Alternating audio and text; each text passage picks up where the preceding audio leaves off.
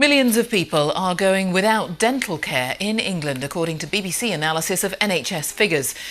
This includes 1.5 million people who've been unable to get an NHS appointment. NHS England says steps are being taken to tackle the problem. More details from our health correspondent, Dominic Hughes. Desperately needed emergency dentistry, being carried out in a van outside Dewsbury Town Hall. The Dentaid charity normally works in developing countries, but today it's helping people like Basir Afzal, who's had to live with excruciating tooth pain for months. I was in too much pain. Nobody could help me. Nobody could help me. None of these NHS services, nobody would help me at all.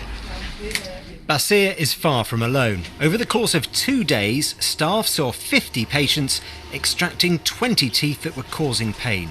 Any pain there? BBC analysis of data from NHS England shows that 4.3 million adults in England are going without dental care. Of these, 1.5 million people have tried and failed to get treatment on the NHS in the last 2 years. The rest are either stuck on waiting lists, put off by the costs, or can't find a dentist. People like Lindsay, in toothache, can't find someone to deal with. The 111 service is who they phone. They're usually kept on the phone for hours and usually offered an appointment a couple of weeks down the line. Well, if you're in acute pain, can't sleep, need the tooth out, that's why we come.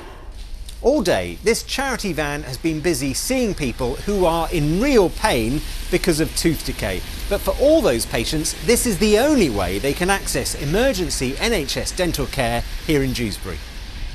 Really well. The British Dental Association says there are similar issues in Wales. In Northern Ireland and Scotland, where checkups are free, it's less of a problem. This is a crisis. We've been saying it's been a crisis for a long while. We've been ignored. It's not only about funding, but funding obviously needs to match what the rest of the NHS is getting. Sadly, at the moment, we see a situation where people are expecting more for less.